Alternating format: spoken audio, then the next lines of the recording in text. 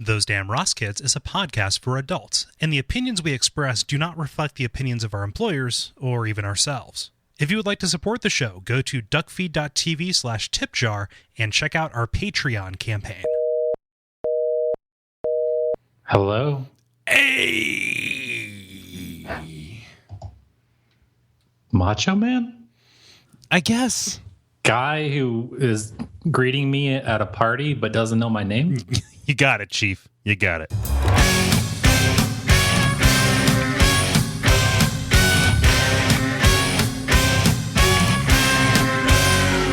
Those Damn Ross Kids, a conversation between brothers, featuring Kris and Kole Ross.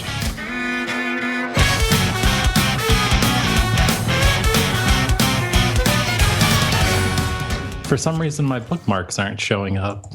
Oh. Damn you, Google. You failed me once more. You've ruined me. I'm undone. Undone, What am I supposed say. to do now? We can just go off the dome. Okay. I don't know. Or you can get your stuff back up. I know you like having a safety net. Well. So did you put these together on your phone and then On my mobile. on your moby? On your moby phone? On my mobile. Is it made of stars? No. No? Okay. It's made of plastic and ginger. I got it in Chinatown. The vendor did not inspire confidence. No. In fact, it may be some kind of rabbit and ginger stew with bits of plastic in it. Absolutely. Yeah. That's how that works. I mean, are the tabs still open in your phone? No. I said, where do I buy a good phone around here? And they pulled out this huge tablet. Showed me the vendor diagram. Man, I have no ability to help you if you didn't like save your shit. Okay, I'm good. Let's go. Whatever. Whatever. Oh man. Hey Chris, what episode is this? Episode number 154. Yeah, you got it. On the first time of what show? Which program? Of Those Damn Ross Kids. Yeah. Your name is? I'm Chris. And my name is Kole, and we're here to entertain your asses on this foggy October afternoon. Chris, we got started early today. It's not foggy here, buddy. No, Foggy to you, maybe. Yeah, speak for yourself, Mister. I'm not in the same geographic location as you. You mean If there's one thing that's subjective, it's weather. Yeah, I thought that if it was foggy here, it was foggy across the entire world. Oh no! What? I heard what sounded like an acorn dropping off of a shelf. That's what it was. I'm watching Chippendale. Oh, is that Patrick Swayze and Chris Farley dancing? How did you know the name of my squirrels? Yep. Oh, God rest their souls. You put them to sleep every night by playing Candle in the Wind to mourn their losses. Right. Yeah. Have you ever seen a squirrel blow out a candle? It's adorable. With a sneeze? just a little, and then out it goes. And he curls up and he holds his bushy tail like it's a security blanket. Mm-hmm. Every time you finger a squirrel, it sneezes. Wow, Chris. You probably didn't hear this because you were speaking, but the thing you said was so horrible that it caused Skype to cut out. Oh, really? Yeah. All I heard was every time you finger, and then it sneezes after a couple of seconds of break. So Right. I think that Skype is now catching wise and just cutting you off when you say objectionable things now. Yeah. If only it worked for your casual racism. Man. Flagrant's a better word. Yeah. It's defiant. I'm a bold and unpredictable new talent. Yeah. So I was in Portland a couple weekends ago. Heard that. I was walking around downtown and I saw a very upsetting sight. Which is probably the most pure example. This is the platonic ideal of like what people mean when they say a public restroom. All right. So it's not a porta potty. It is an installation, like, a porcelain toilet and a sink in a semi-enclosed area. Picture, I would imagine it provides about the same level of privacy as like the bathroom at a park or a baseball park. The showers in a MASH camp. Yeah, exactly. Yeah, there's a little gin still out back. It's pretty good. Right. Except it's like open air too. So, if like wind and rain can get into it. It's very well ventilated, but it's just out on the street for anybody to use. I believe it is part of an initiative in Portland to cater to their extremely large homeless population. Right. And they don't totally enclose it so that nobody tries to live in there. Yeah, exactly. I was surprised there wasn't like a turf war. There should be amenities provided for the homeless people, but boy, oh boy, one look at that and just the entire concept turns me off. But if you're homeless, well, yeah, I mean, it's better than shitting, behind a newspaper. It's better than shitting at McDonald's, like that one in Brooklyn we went to. Oh my God, that was rough. What a scene! That was crazy. It wasn't even so much that you had to. So if they had just made it so you had to get a key, I could understand. But what did we have to do there? We had to wait in line. Oh, and we were both in a bad way. Like you had to jerk a guy, didn't you? No, it was a statue. The switch was his penis, and you had to jerk it in order to trip the lock. It was like a fucking puzzle game. It was it was in a part of Brooklyn called the Big Dominican. No, it was like right down the street from my apartment, like Crown Heights. It seemed like a lot further away than just down the street. It was like a couple of subway stops up, but it was within reasonable walking distance. We walked through various repeating cartoon backgrounds. Yeah, it was the Flintstones. We walked from Flintstones to Jetsons to that one hallway in Scooby-Doo. Yeah. Yeah. No, but I think we had to go up to the counter and ask them, hey, can we use this? And they had to buzz us in. I really think that's what it was. It like getting into this McDonald's restroom involved actually getting an employee to help us in there. We were the only white people in there. Oh, yeah, that'll happen. In Brooklyn. That'll happen. Like that part of town was like crazy ethnic. It was like, I'm not using that as like as a slur or anything, but from where I lived in Brooklyn, it was like one direction it was entirely like kosher delis, and in the other direction it was entirely like Caribbean fruit markets. Like it was great. Yeah, it was. Yeah. You ever had a star of fruit and salmon? Yeah, just slather some locks on that star fruit. Right. Play a steel drum. Lift somebody up on a steel drum. Yeah. Yeah. Basically. Yeah. Mm-hmm. No, that was good. That was a very good experience. Living there with that diverse of a crew. Can you imagine how frustrating it would be to stomp on a coconut cup? Coconuts are resilient. Right. Yeah, I mean... That's the joke. Yeah. If it can give Gilligan amnesia, okay? It'll give your foot amnesia. My foot thinks it's Gilligan. Uh-huh. Yeah. Dopey. No. Maynard. No. Yeah, Maynard G. Krebs. Man. Right. Yeah. So you got on the plane. You had a little bit of an episode coming back, right? You got stuck on the plane. Yeah, I did. It was I don't know. Like saying it out loud in one big list makes it feel really like prosaic, I guess. Like it's nothing too terribly special. But did you not take your Prozac? I was pretty salty. I was pretty upset because I called you. I know, and like you called me like right when we were on the tarmac for a good long time, and you were in a state. Yes, I was. Well, I figured out while we were on the tarmac. Like I went and I cross-referenced some I pressed the stewardess events against the wall of the plane with my forearm. There's this big guy. He just kept on saying, "I want to get off the plane. I want to get off the plane. I want to get off the plane. I want to get off the plane." No. But like we landed and we couldn't get a fucking gate, and so it was like 40 minutes, and everybody's getting really agitated. We couldn't find a gate because President Obama was in town.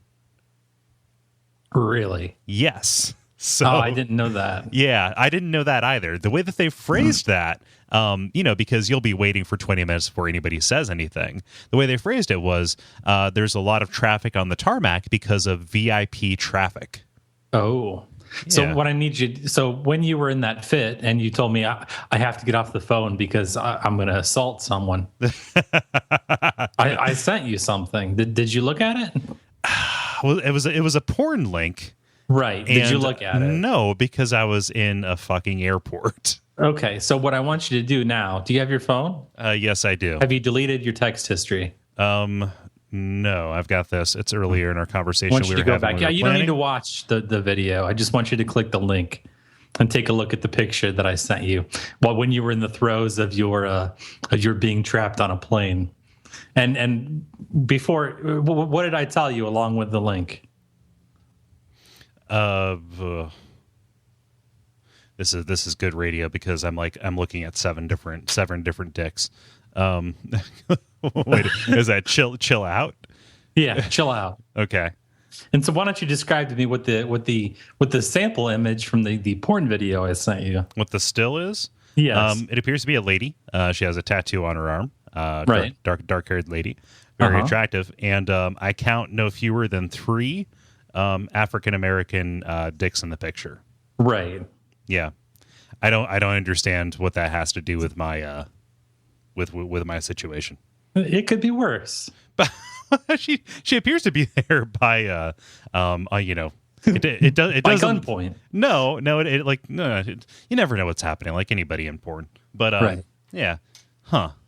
I'm especially double happy that I didn't look at that in the airport because I didn't want to be detained. Like you can be put on the sex offender list for just pissing in public, right? And you could have inadvertently put me in a situation where I would have to get really well acquainted with my neighbors before I moved into a new neighborhood.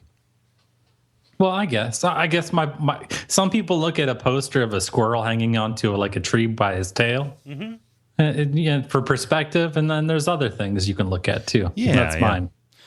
A contributing factor to this, to my agitation at that point, right?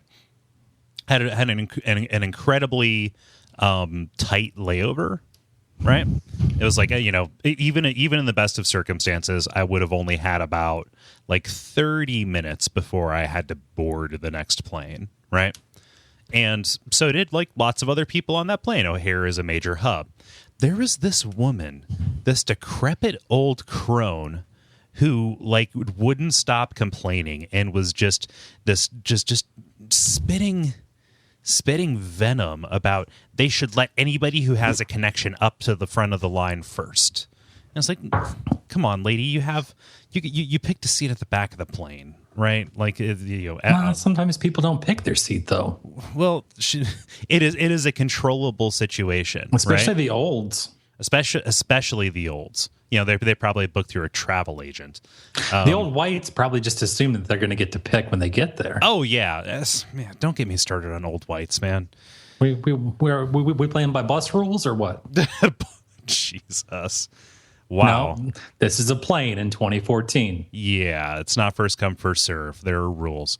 And so she was right behind me, and because I can't stand sitting down I was also behind the only person in this day and age who reclines their seat on a plane.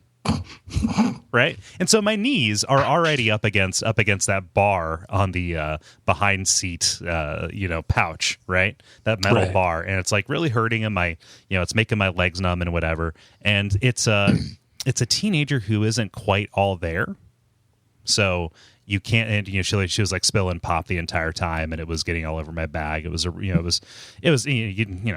bad situation. But she reclines right into my knees, and so cue 5 hours of basically me being in an intense physical discomfort the entire time. So I stand up and get my stuff down just so I can like be ready to jet right away. And she's just like really, leaning into me like, I have 5 minutes to get to my connection, et cetera, et cetera. Like, well, I've got 5 minutes to get to my connection too, lady. And so eventually I give up. I let her ahead to go, tilt to that windmill and get to the front of the line. And as I'm leaving the plane, she's blocking traffic talking to the gate agent with her gigantic floral old lady like steamer bag or whatever. It's called a bag phone. Yeah.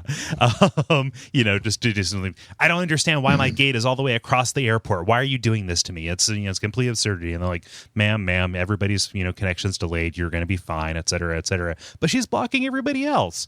And so, I have to book it across the plane. I'm getting dick pictures from you.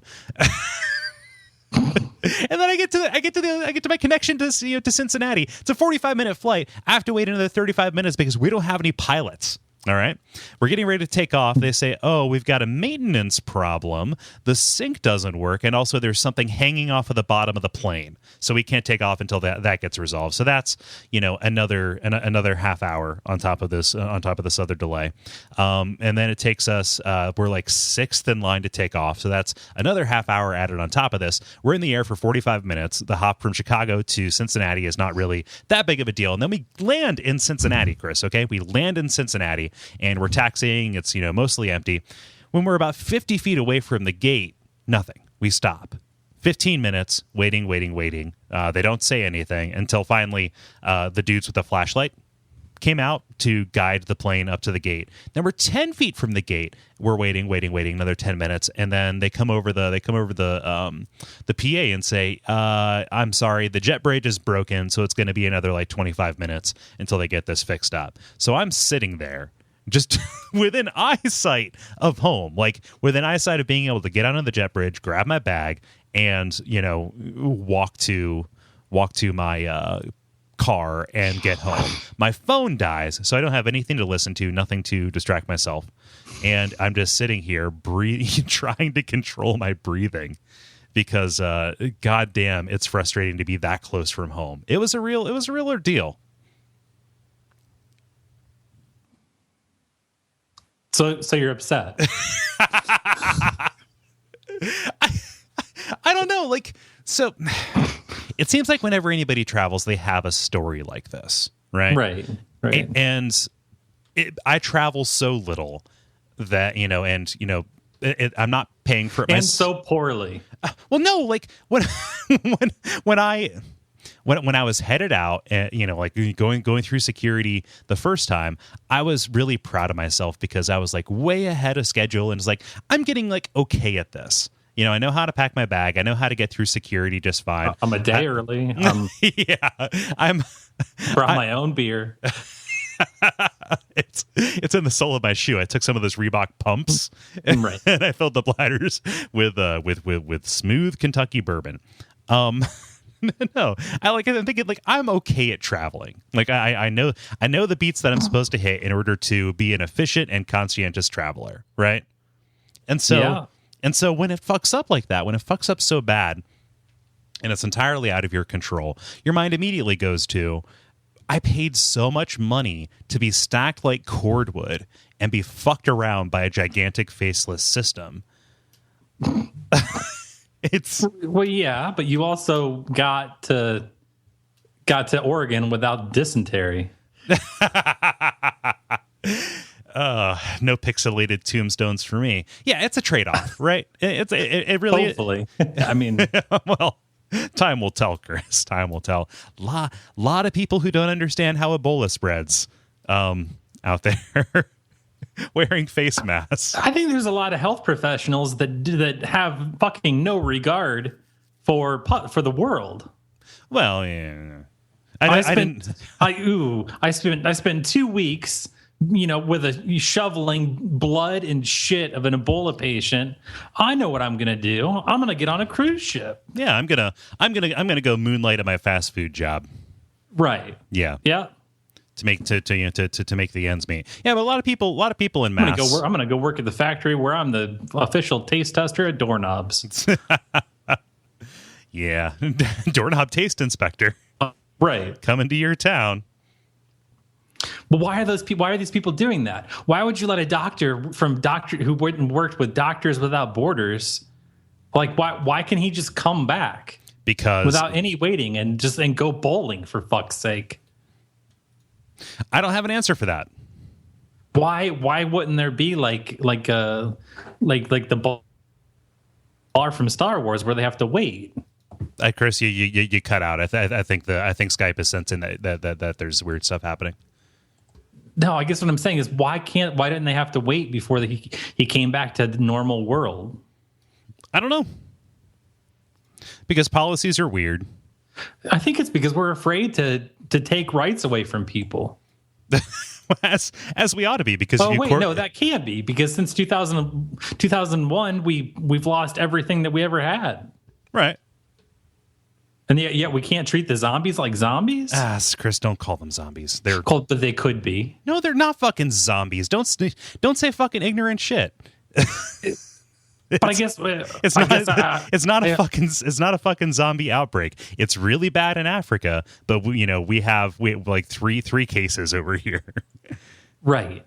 But I guess what I'm saying is, how's about just putting these people in quarantine if you know that you've been around that? Mm-hmm. Why are you just for the common good? Yeah. Which apparently that's what we're all about now. Yeah. I don't know. Policies are super weird. I don't get it. I don't understand. Yeah. You seem to think it's okay. I don't think it's okay. Like it's scary, and it should be dealt with in a measured kind of, in a measured kind of way. I also disagree with the notion that we should just shut off that entire region of the world. Well, I don't agree with that. Yeah. I just like people who say the thing that you're saying right there about that immediately jump from that kind of reasonable thing, which is, let's have a more measured, approach about, like, if you've been exposed to that, maybe, maybe you're placed under some kind of observation. You don't have your freedom of movement restricted, but like, let's just keep an eye on that. But right? Why would you, a trained health professional, whether it be a doctor or a nurse or anybody that's in that situation, why wouldn't you like self-censor? What do you mean, like self-censor? Like, why wouldn't you just think, like, man, I spent 2 weeks, shoveling blood and shit of an Ebola patient. Mm-hmm. Maybe I shouldn't get on a cruise ship. Yeah. Like, yeah, that's a bummer. Maybe you should call Carnival and be like, hey, this is what I've been doing for the past 2 weeks. Do you think maybe we could work it out where, like, you transfer my ticket to like a later time or something? Yeah.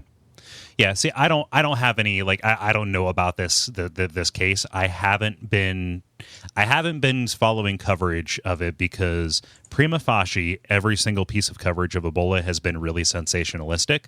And I can't stand like misinformation being bandied about. Well, yeah. Like that really irritates me. So I can't speak to the particulars of that kind of case. But there are fucking asshole idiot doctors too. Just like there's fucking asshole idiot everybody. Right. in any any kind of profession, no matter what kind of training they've been through. So it's not I don't think it's beyond it's a little bit beyond the pale, and it's objectionable if you are knowingly endangering somebody. However, there's also the instance that exposure to somebody who has Ebola is not it's like AIDS insofar as it is only transmitted through bodily fluids, and also the in the case of Ebola, the symptoms present themselves like pretty much immediately. So like It is a situation where I think that there is more caution that is being the public is demanding more caution of anybody who is around anything related to it than there actually like needs to be, because if you haven't touched the blood or shit of somebody who has it, you're probably going to be a-okay. Or spit or tears. No. Yep. Yeah, spit and tears. I haven't heard of that being a vector. That, and also the fact that it's spit, tears, body oil. Yeah. Also, the fact that it pretty much dies on contact with air as well. Yeah. Yeah. Yeah. Well, for not knowing much, you sure do act like you do. Kris, that's my MO. I don't know much about that particular case, but I know enough not to be like in a panic about this thing. And well, I am scared. Like Kris, I'm the person who put forward the theory that everything is covered in urine. I am terrified of disease, and that is my superpower because I start reading into it. Do not crush the panic, Kole. My stock in DuPont's dropping. we have to make sure from pork bellies to Tyvek futures. Tyvek futures. I don't even know what Tyvek is. It's the suits. It's DuPont Tyvek. Okay. The hazmat, the Back to the Future suits that they wear. Oh yeah, it's like Kevlar, but for germs. Right. Yeah, it's germ Kevlar. Will not stop a germ bullet, though. Or a germ arrow. Or a germ man. Yeah. Right. Yeah, it's this weird loophole. They can phase right through it. Their atoms are on a different frequency. It's actually what the Mormon undergarments are made out of. That's why no German has ever killed a Mormon. True fact. Tyvek. Yeah. So you lost your that's really all that I have to say about my travel. Like it was a fun time. I like Portland a lot. You should move there. I don't know about moving there. Get yourself a nice bathroom. Yeah. It's real airy. Like it gets drafty in the winter sometimes, but it'll be okay. The only problem is you have to fight off everybody else who wants to encroach on your territory. Go to IKEA, deck out that 48 square feet. I would love to see that. See that display at IKEA. They have it's the 500 square foot and the 230 square foot apartment. Right. Just how logical. Okay, so it's just a prison toilet that has a sink on the back of it and a pillow bolted to the wall so you can lean up against it to sleep. How would they? Yeah, have them do a prison cell. Yeah, IKEA. With that zebra poster that's in every porn I've ever seen. We've talked about that blog before, yeah. Right? Okay, yeah, cool. Yeah. Huh. Yeah. Mm-hmm. Yeah. Yeah. Yeah, it is surprising how much weight those lac tables will support. It is. You're right. 7 dudes. 7 total dudes. That's hilarious. Yeah. I don't know. They drop the marbles and they play Hungry Hippos with them. Oh, God. No. What if it gets lost up in the bladder, Kris? I don't know. You're not thinking this through. He's got 8 hippo pellets in his foreskin. Yeah. Just squirreled away in there. Right, for later. Yeah, for fun. Oh, a hungry hippos urethral sound. Ugh. Man, why did I immediately suppose that the marbles would go straight into the dick eye? I don't know. Well, that would hurt. Yeah. I assume that you would need some sort of, well, you have to work your way up to it. Cannon packer. Tamp it down. Right. Yeah. Yeah. I don't know. How about you? What you been up to this week? Little bit of nothing. Little bit of nothing. Lots of everything. Yeah. Just, working around the house, doing some things, doing some improvements. Yeah. I made short ribs last night. That sounds nice. Had some family over for dinner. Mm-hmm. Added a second floor onto your house, I assume? Third floor, yeah. Okay, cool. Sorry. It's been a while since I checked in on your projects. Mm-hmm. Grease the turret. Widen the murder holes. Right. Yeah. Put arrow slits in the closet. Well, of course. To fight off the marauders. Well, you know. Yeah. Drudge the moat. It's important to make sure that you get all the skeletons off the moat floor. Otherwise it forms a reef and you get all these clownfish in there. I threw them up on the bank. Oh yeah, just as an example. But the problem, that it kind of creates the problem and solves it at the same time. It scares people off, but they just kind of fall back in there. Looks like the church walls in Cambodia. Ugh. You ever seen that? Yeah, it's pretty. It's horrific, man. I just watched a show on Cambodia. I had no idea. I'm trying to. Yeah, it's real upsetting. I'm trying to figure out why Cambodian skulls upset me, whereas pictures of ossuaries in Poland or the catacombs in Paris do not. Right? Maybe it's because I know that in Cambodia it's because of a genocide. Mm-hmm. This massive anti-intellectual crusade or whatever, and therefore it is fraught with a lot of tragedy, or because those other places, those are just incredibly old skeletons and bones. But just a skeleton in a vacuum, I will get immense pleasure out of. But seeing it arranged like it is on those Cambodian churches it's a little unsettling.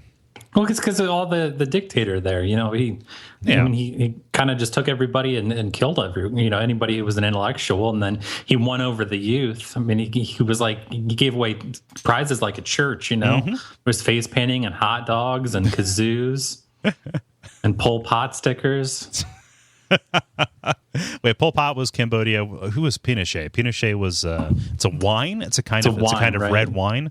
Yeah. Yeah. No. It's Pinochet was Chile, right? Maybe. Yeah, Pinochet was Chile. Pol Pot. Man, Pol Pot has a real winner's haircut. I'll tell you what, those would be worth something someday. What, Pol Pot's haircut?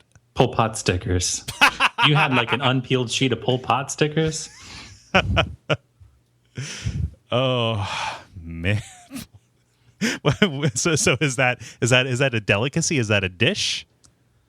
Is that like the fingers of the Illuminati, or is that no? They're stickers he gave to the kids. Oh, okay. Of him. Yeah. Dear leader. Yeah. Why were you watching a documentary about the Cambodian genocide? I don't know. I was feeling down. Makes a sense. When I'm depressed, I like to see how far I can push it. Yeah. Just really, Chris, the only way out is through. Or down. Right. Yeah. I have to have told you about this. I want to make a punk rock themed seafood restaurant called Holiday in Clambodia. Okay. Somebody laughed. A what? A punk rock themed seafood restaurant called Holiday in Clambodia. Really? Yes. Holiday in Cambodia is a Dead Kennedys song. Like I said, somebody laughed, and then you didn't get it, and I killed it by explaining it. We've all witnessed a tragedy today.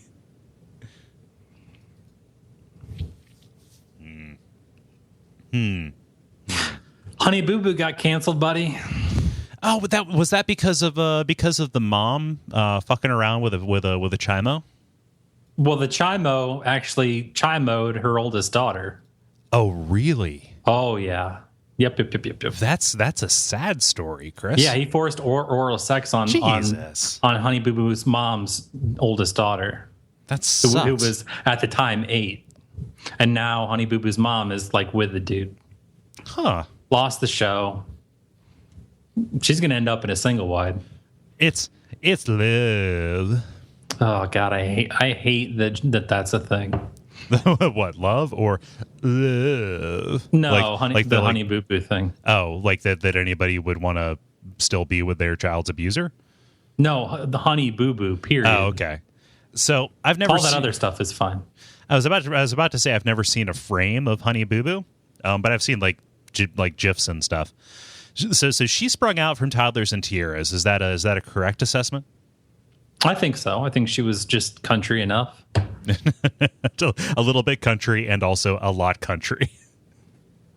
Right. Yeah. But that is the show where they speak in such a like backward Herta Hata drawl that everything has to be subtitled. Right. Okay. They all have nicknames, I suppose. So sorry, I'm just taking this cultural tour here. Let me reference my notes.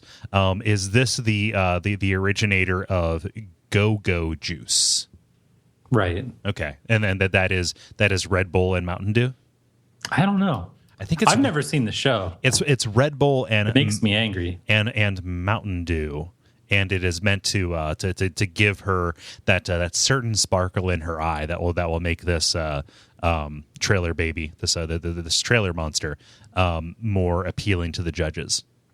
Yeah, it contorts her face in a way that makes her looks less encephalitic.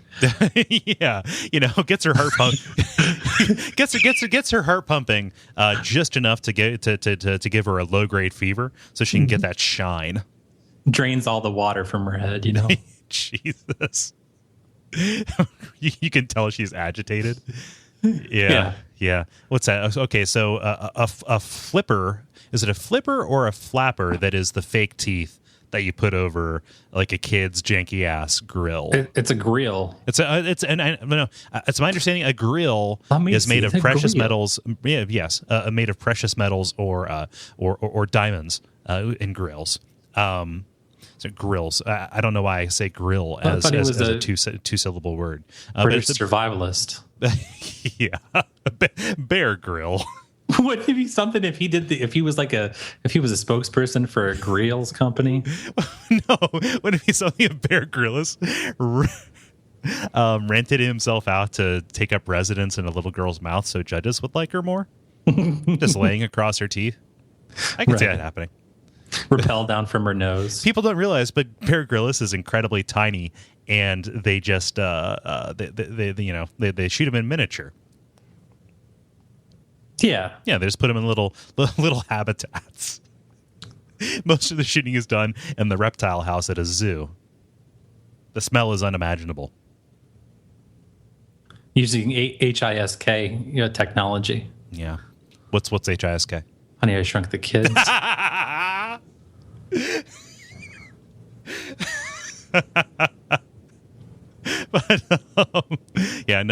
a flipper is what they call the fake teeth that you put on a little girl, and then the things that about child pageantry is startling. It's making me uncomfortable. I've never watched any of those shows, Chris. I know. Which means that you know about it from going to. I don't know. There's something about youth, being around youth that just revitalizes me. I feel like I never really had a childhood. I grew up very quickly. I was always a very serious child, and I find that in general my life lacks a certain pageantry. Well, yeah, but when you use your Auntie Anne's pretzel costume to slide backstage at the little girls pageant at the Gainesville Mall, what do you learn back there? Apparently everything. Well, you just learn the tricks of the trade, I guess. Yeah. You learn about how if you want her cheeks to shine, you pinch it so it'll bruise the blood vessels a little bit, bring some of the color out. We call that hors rouge. If you can't afford makeup and you still want to shine, that's called hors rouge. Yeah. Bring in Daddy. He makes the fist. She runs into it, and they call it eyeshadow. That's upsetting. Yeah, that's upsetting. First eyeshadow was actually called Daddy Punches. Yes, and yeah. Daddy loves me. Jesus loves me, this I know. Watch me in this pageant show. Yeah. Doing a sexy turn on the catwalk for Jesus. Little kids in bathing suits. I would be remiss if we didn't do at least one story. So I'm gonna throw this in because this is our last episode before Halloween. Man, I love scary stuff. Ooh, spooky. Yeah, every year I like scary stuff more and more. Do you like the scary movies, Chris? Have you seen Werewolf Bar Mitzvah? Spooky, scary. I mean, I'm familiar with that bit on the popular 30 Rock show. Gotcha. Yeah.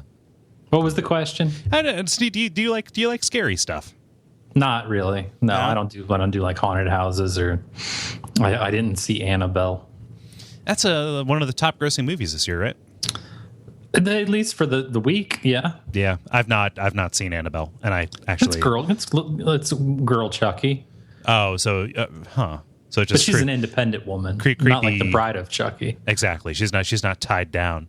The modern form of slavery that is marriage. Yeah. No. I've not said so. It's just a little girl going on a massacre, like Ringu or The Grudge. No, it's a doll though. I think. Oh, it's a doll. Huh. Now dolls scare me. I mean, dolls are kind of inherently scary. I think, especially those ones whose eyes open and close. Depending on which way you tilt them. Yeah. I really don't like those at all. Or the ones with incredibly malleable rubber skulls. I like thrift stores a lot of times because they'll have bags of doll parts. if you're just looking for a replacement left arm, but they're out of left arm, so he has to have two right arms. Because people make dolls. They do. So, I love how any given Goodwill is a nice like cross section. Like it's a core sample of what the people of today who are dying, like what they value. Or what they don't. Well, I mean, just whatever is hoed out of their houses is taken there. Like when you're in a Goodwill, you're looking at a lot of dead people's things.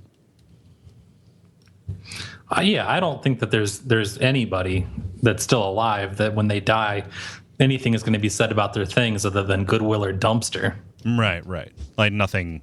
And let's be honest here, probably dumpster. More than likely. Yeah. There's this article that I read that kind of says, what the kind of so the horror movies that you like, what does that preference like say about you? Like what you value, right? Okay. Yeah. So if you like zombie movies, you're into kind of brainier things because of the usually social messages that come along with it, right? I think that zombie fantasies are really gross a lot of the time because what that says is I would be totally comfortable killing my neighbor if I ever deemed it that he was impossible to reason with. Like, oh man, I can't wait to hole up with a shotgun so I can kill people. I think that it is vaguely veiled psychopathy, but that is what these experts are saying. So here we go. Vampires, Chris. If you like vampire movies or vampires as a concept, you're into the sex. I figured. Yeah, vampires are all about sex. Even going back as far as Dracula. Anything with a cape. Yeah, I think cape. I see a cape and immediately all the clothes hit the floor.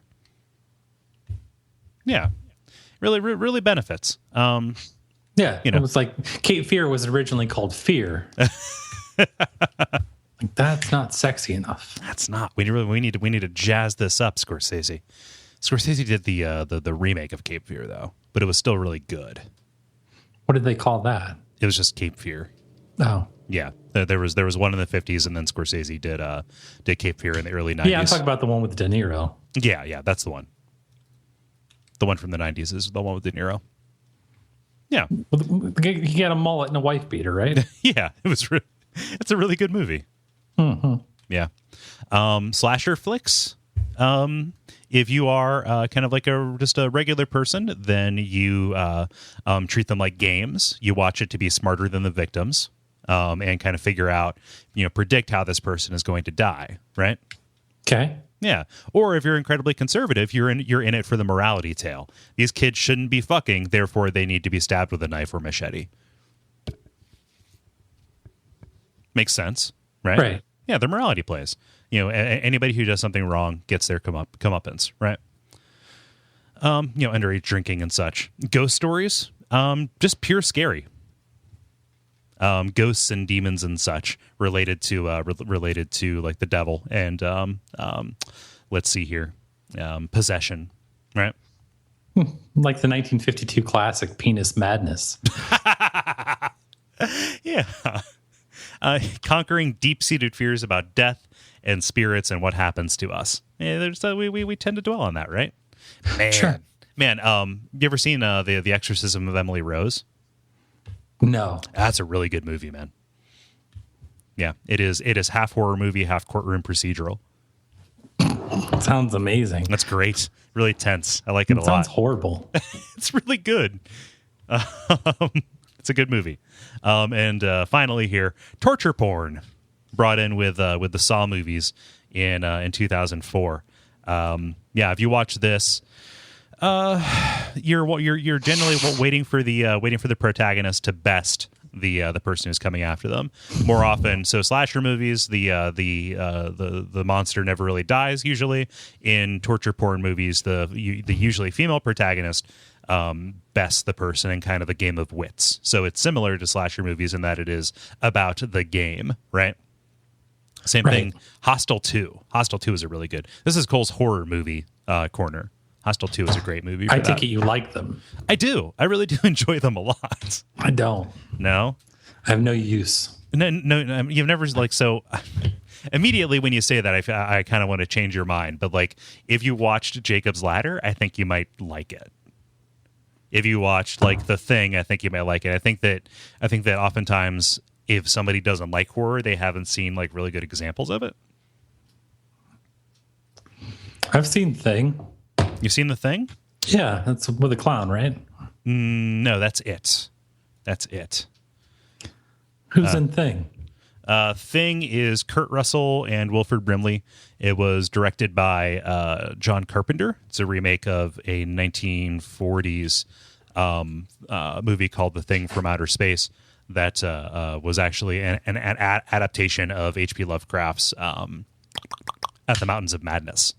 I thought we were going to do a whole bit like Who's on First, only with horror movies. No. You should know better than that. Yeah. I will take your joy and kill it. Yep.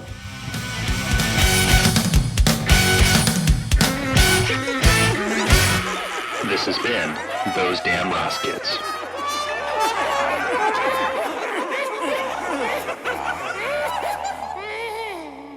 So, Chris, can I tell them what they can do?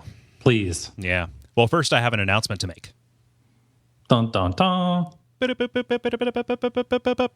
going to be doing a charity live stream across the network. We're calling it Duckstream. It is happening on November 21st through the 22nd. We're going to be on the Duckfeed.tv Twitch channel, streaming games in order to raise some money for a pretty cool cause called Transactive. It is an organization out in Portland that provides education and resources for transgender children, helping them, kind of better fit in and educate schools and parents and stuff about how to make that very difficult situation a little bit easier for kids who are vulnerable, right? So that is taking place. The first 12 hours going to be taking. It's going to be at the Portland branch. The next 12 hours, going to be doing some stuff down here. I'll probably stream a horror game, and we're going to have Dennis over here, probably David, do some multiplayer. The details are still being hammered down. But we're really excited about doing this kind of event, and if it's successful, we're going to try and do more like that in order to just kind of be a force for good. Because games right now, the game community is looking really shitty, and we would it doesn't look like it's getting any better anytime soon, and we want to put our money where our mouth is. So that is a heads up for you. We're announcing this across the entire network. Watch some cool goofs and games, and maybe kick in if you get a chance. But that's network news. For ours, you can leave us a rating or review on iTunes, like us on Facebook, and tell a friend. We really appreciate when you do that. Did I miss anything, Chris? You got more than enough. Cool. Sorry, America. Sorry.